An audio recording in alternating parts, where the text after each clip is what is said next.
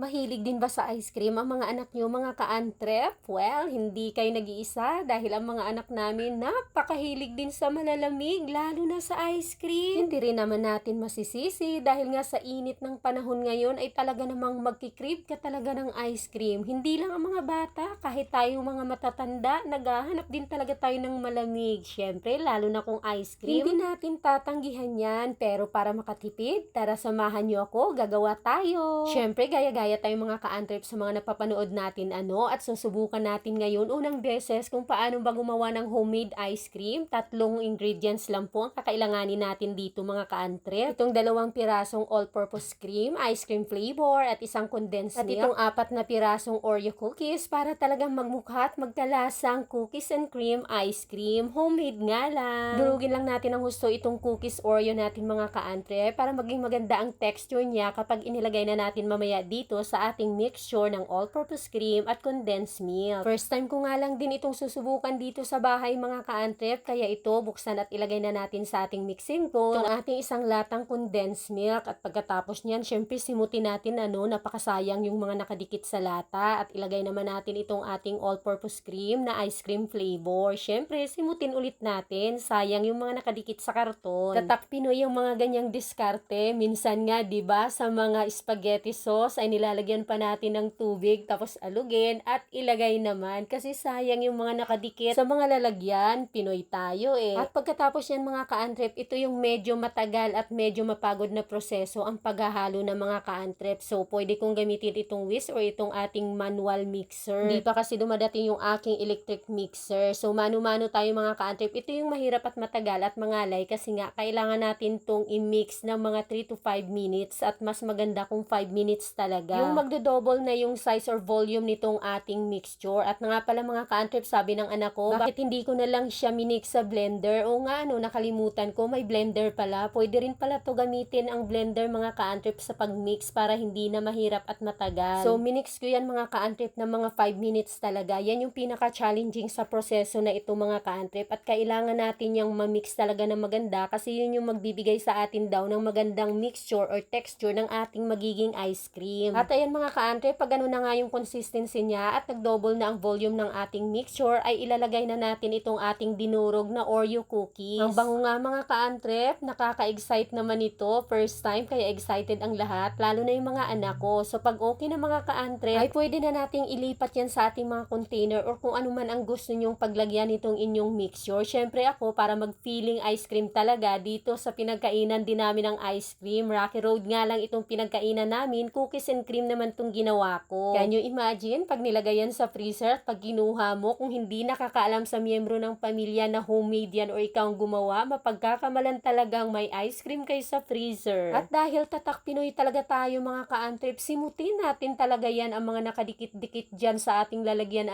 dahil nandyan ang mga cookies nakadikit. At pagkatapos nga nang mailagay na natin sa ating container o lalagyan mga ka-antrep kung saan natin patitigasin ang ating ice cream, yung isang pack ng Oreo cookies na tinira ko, ayan ay ilalagay ko dito sa ibabaw para pang design at pang ebidensya talaga na ito talaga ay cookies and cream. Obvious na obvious, di ba? May cookies Oreo sa ibabaw. At ito na mga ka-antrep, syempre i-freezer muna natin to at kakainin namin ito bukas. Makakatipid na kami mga ka-antrep sa ice cream dahil tingnan mo naman ang aking homemade ice cream. Ang sarap!